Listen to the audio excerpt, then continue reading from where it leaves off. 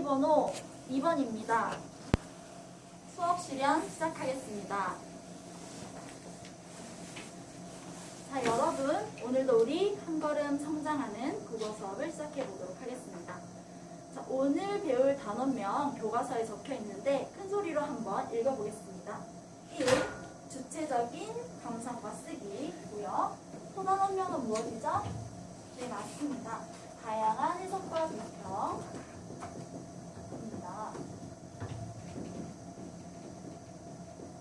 자, 오늘 우리는 문학작품을 읽고 다양한 해석을 해보는 시간을 가져보도록 하겠습니다.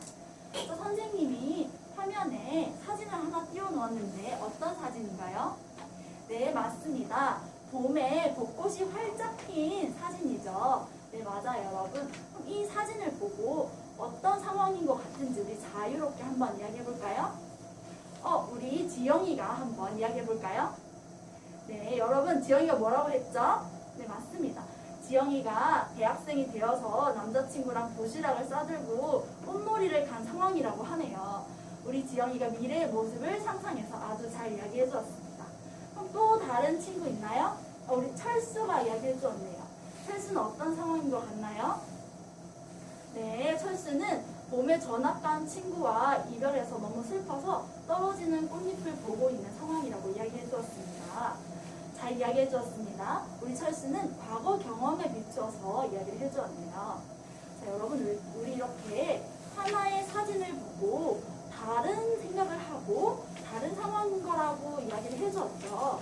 이처럼 우리는 하나의 사진, 하나의 문학작품 또는 하나의 상황을 보고 서로 다른 생각과 해석을 할 수 있답니다.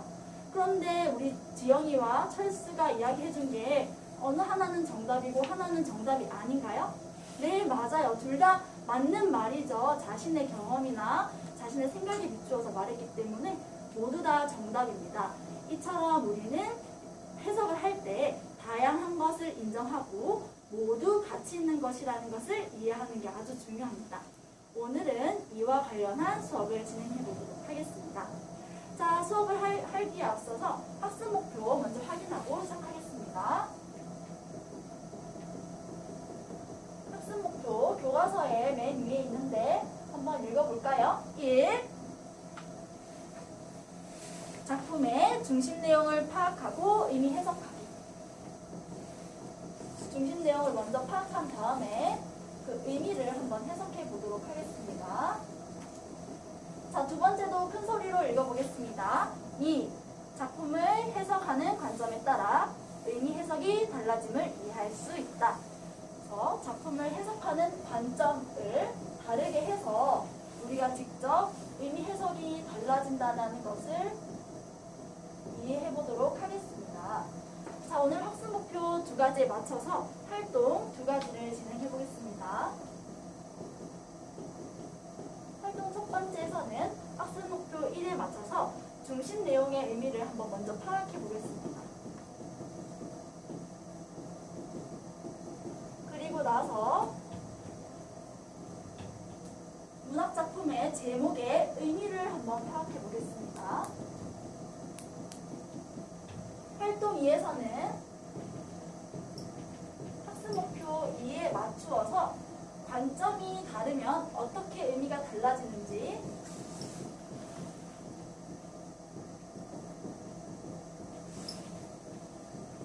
알아보도록 하겠습니다.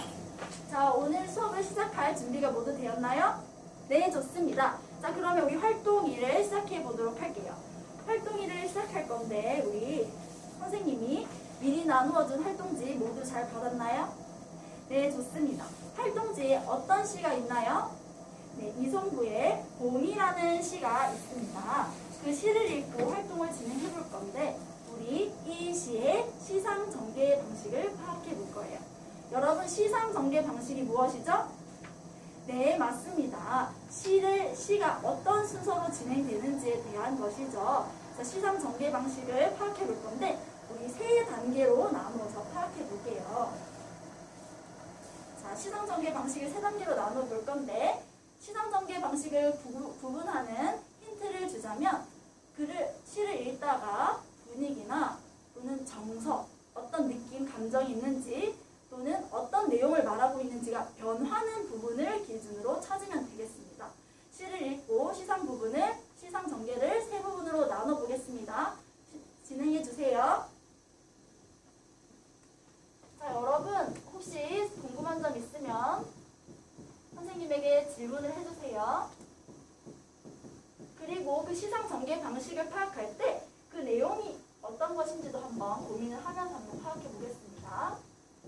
자, 여러분 시상 전개 방식 모두 세 부분으로 나누었나요? 어떻게 나누었는지 우리 한번 이야기해 봅시다. 우리 지수가 손을 들어줬네요. 지수는 어떻게 나누었나요? 네, 좋습니다. 여러분 지수가 어떻게 나누었다고 했죠? 네, 맞습니다. 첫 번째는 1행에서 2행으로 나누고, 그리고 두 번째는 네, 좋습니다. 3행에서 10행으로 나누고, 마지막은 11에서 16행으로 나누어졌네요. 자, 그러면 우리 이렇게 세 부분으로 나누었는데 혹시 다르게 나눈 친구 있나요? 네, 모두 이렇게 나누었으면 우리 선생님과 함께 그 내용을 파악해 보도록 하겠습니다. 자, 첫 번째 부분인 1행과 2행 사이를 보니까 이런 구절이 있어요. 기다리지 않아도 온다. 그 구절에서 그렇게 구절을 쓴 이유를 바탕으로 이 첫 번째 부분의 내용을 한번 이야기해 볼까요? 네, 좋습니다. 우리 철수가 이야기해 준다고 하네요. 철수는 뭐라고 생각했나요? 봄은 기다리지 않아도 무조건 온다. 봄이 무조건 온다는 이야기인 것 같군요. 아주 잘 이야기해 줬습니다. 선생님이 무조건 온다는 걸 조금 다듬어서 이야기해보면 봄이 오는 당위성이요. 봄이 오는 당위성. 당위성이 무엇일까요, 여러분? 네, 잘 모르겠죠. 당위성은 당연하다라는 의미입니다. 그래서 우리 철수가 봄은 무조건 온다, 당연히 온다라고 이야기해줬기 때문에 선생님이 이렇게 적어보았습니다. 자, 그러면 두 번째 부분에서 봄이 오는 과정을 매우 길게 이야기하고 있어요. 몇 행이나 이야기하고 있죠? 네, 맞습니다. 6행이나 이야기를 하고 있어요. 이렇게 봄이 오는 과정을 길게 설명한 이유가 무엇인지를 바탕으로 두 번째 시상 전개 부분의 내용을 한번 이야기해 볼까요? 우리 찬미가 손을 들어줬네요. 찬미 한번 이야기해 볼까요? 네, 좋습니다. 찬미가 이야기하길 봄이 오는 과정이 매우 복잡하다는 것을 이야기하는 것 같다라고 했어요. 네, 우리 찬미가 그 길이가 길다는 것을 바탕으로 이렇게 복잡하고 힘들게 온다는 것을 이야기해 줬네요. 선생님이 다듬어서 찬미가 말한 걸 조금 다듬어서 적어본다면 봄이 오기까지 힘든 과정이라고 할 수 있겠죠. 우리 찬미가 아주 잘 찾아줬습니다. 그럼 마지막 세 번째 부분은 두 팔을 벌려서 껴안아 보는 이라는 문장도 있고 눈이 부시다라는 문장이 있네요. 이 문장을 바탕으로 시의 세 번째 부분의 내용을 한번 파악해 보겠습니다. 혹시 발표해 줄 친구 있나요? 우리 지수가 손을 들어줬네요. 지수 한번 이야기해 보겠습니다. 네, 지수 아주 잘 이야기해 줬습니다. 지수가 이야기하기를 봄을 맞이해서 너무 기쁘고 감격스럽다고 이야기해 줬네요. 그래서 눈이 부시고 또 두 팔을 벌려서 껴안아 보고 싶다고 이야기해 줬습니다. 적어보면 봄이 오는 기쁨이네요. 모두 잘 찾아줬습니다. 우리 이렇게 힘을 합쳐서 중심 내용을 파악해 보았는데 이를 바탕으로 주제를 한번 이야기해 보면 무엇이 될 수 있을까요? 네, 주제는 맞습니다. 여러분 모두 큰 소리로 잘 이야기해 주었습니다. 봄이 오는 기쁨이죠. 우리 이렇게 시를 읽고 시의 중심 내용을 파악해 보았습니다. 자, 그러면 우리 오늘 배워야 할 시의 의미를 파악해 보는 시간을 가져볼게요. 이 지금 의미 중에서 특히 제목인 봄의 의미를 파악해 보도록 할게요. 자, 선생님이 봄의 시어 봄이라는 의미를 파악하는 근거를 제시해 보도록 하겠습니다. 시의 의미를 파악하는 근거는 매우 다양한데 그중 선생님이 두 가지를 이야기해 보자면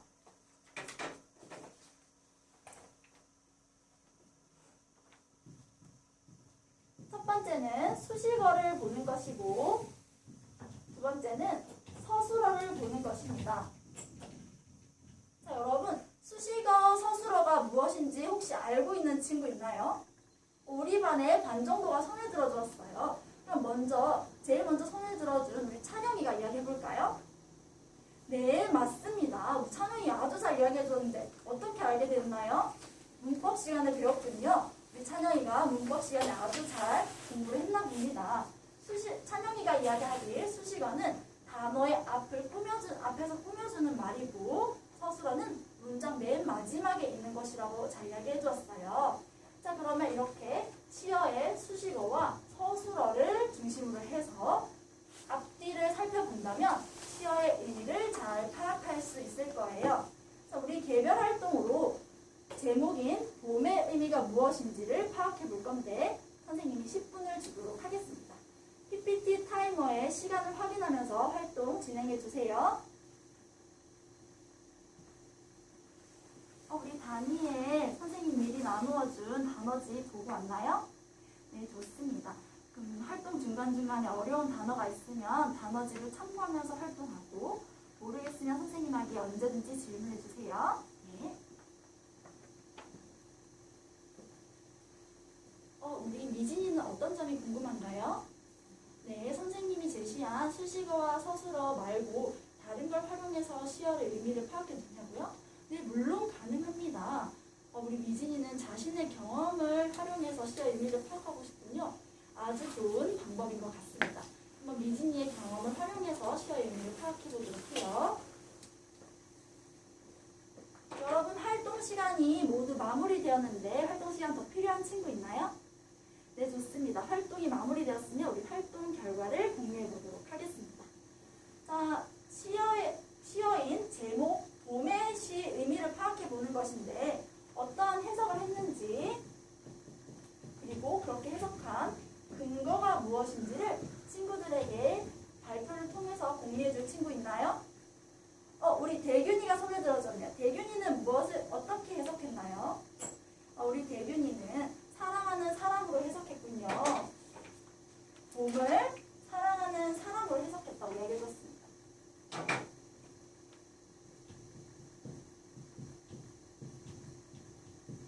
자, 대균이는 왜 사랑하는 사람이라고 해석했나요? 네, 여러분 대균이가 뭐라고 했죠? 대균이가 활용한 게 무엇인가요? 네, 맞습니다. 우리 대균이는 수식어를 활용해서 시어의 의미를 찾아주었네요. 수식어를 활용해서 시어의 의미를 찾아주었는데 그 수식어가 무엇이었나요? 네, 맞습니다. 두 팔을 벌려 껴안아 보는 이라고 이야기해줬네요. 사랑하는 사람을 껴안는 것이기 때문에 봄을 사랑하는 사람이라고 잘 해석해 주었습니다. 자, 그러면 또 다른 친구 있나요? 우리 보리가 손을 들어줬네요. 보리 한번 이야기해 볼까요? 네, 좋습니다. 보리가 이야기하길 노력해서 얻은 성과라고 이야기해 줬습니다. 성적이라고 이야기해 줬습니다. 보리는 왜 이렇게 봄의 의미를 파악했나요? 네. 여러분 보리가 활용한 게 무엇이죠? 네, 보리는 두 가지를 활용했네요. 선생님이 제시해준 수식어를 활용해서 파악했고 자신의 경험을 활용해서 파악해 줬습니다. 자, 그러면 보리가 활용한 수식어는 무엇이었죠? 네, 먼 데서 이기고 돌아왔다는 것이 열심히 해서 얻은 것이라는 느낌이 있기 때문에 성적이라고 해주었고 그 보리가 열심히 해서 좋은 성적을 얻었던 경험을 바탕으로 파악해 주었네요. 아주 좋습니다. 자, 그럼 우리 마지막으로 한 친구만 더 발표해 보도록 할게요. 우리 찬영이가 한번 이야기해 볼까요? 찬영이는 소망교원이라고 이야기해 줬습니다. 그럼 찬영이는 그 근거를 어떻게 찾았나요? 네, 좋습니다. 여러분 찬영이가 활용한 것은 무엇이죠? 네, 맞습니다. 서술어를 활용했죠. 찬영이는 서술어인 온다라는 것이 계속 반복되는 것으로 봤을 때 자기가 왔으면 좋겠다고 생각한 소망기원이라고 이야기해줬습니다. 우리는 이렇게 제목인 봄의 의미가 무엇인지 해석해 보았는데 우리 친구들마다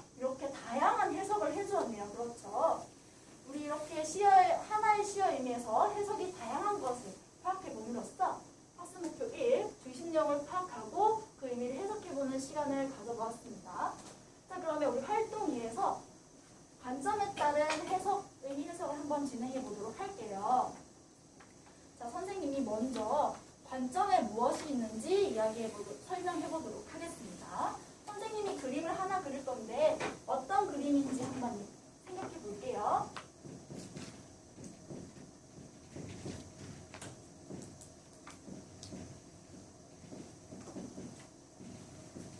여러분 어떤 그림인 것 같나요?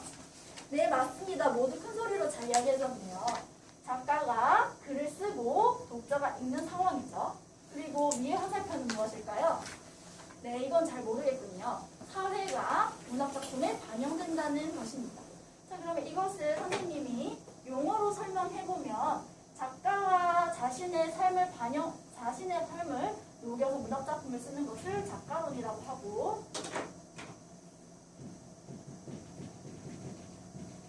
그리고 독자가 자신의 삶에 비추어 문학작품을 해석하는 것을 표현론이라고 하고, 그리고 문학작품 자체로만 해석하는 것을 구조론이라고 합니다. 그리고 사회라든지 역사적인 상황이 작품에 드러나기 때문에 그것을 바탕으로 해석하는 것을 반영론이라고 합니다. 자, 우리 이것을 바탕으로 시를 해석해 볼 건데 선생님이 나누어준 활동지 모두 잘 받았나요?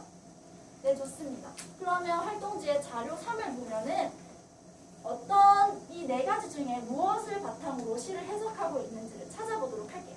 네, 한번 찾아보겠습니다. 자, 여러분 모두 자료 3을 읽고 찾아보았나요? 네, 좋습니다. 자료 3을 보니까 봄의 의미를 무엇이라고 했죠? 네, 맞아요. 민주주의와 자유라고 했습니다. 그러면 왜 그렇게 했는지 발표해볼 친구 있나요? 우리 철수가 손을 들어줬네요. 철수 한번 이야기해볼까요? 네, 여러분 철수가 뭐라고 했죠? 네, 맞아요.